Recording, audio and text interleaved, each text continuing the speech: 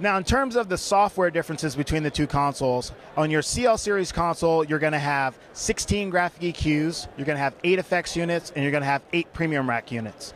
On your QL series console, you're going to have 8 graphic EQs, 8 effects units, and 8 premium rack effects as well. Now, when you're talking about the graphic EQs, any of those graphic EQs can be converted into a Flex 15 graphic EQ, which will basically double the amount of graphic EQs that you have available on the console. Now, that graphic EQ unit can be converted into a Dugan Auto Mixer.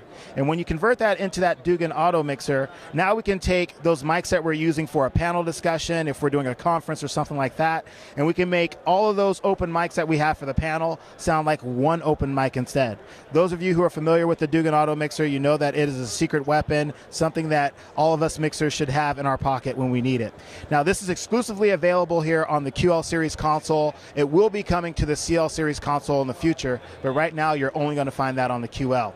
Another feature only found on the QL series is going to be the port-to-port function. Now, with the port-to-port function, I can take any one of those input channels or input ports on the back of that console, and I can route it directly to that Dante network so that I can share it with another console on the network. That makes it like I have a Rio box directly inside of my mixer. So that gives you that gain sharing capabilities that you have in your Rio stage box directly there within the QL series. Now, some other nice features here which are on that QL series are going to be the ability to daisy chain my inserts.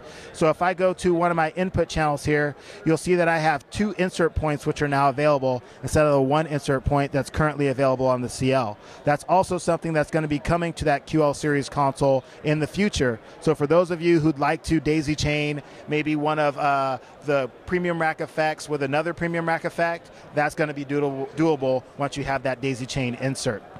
Now, both consoles have a name and color bar that we can use for naming our channels. That way we can quickly know which channel that we're working on, and we can also identify them by color as well.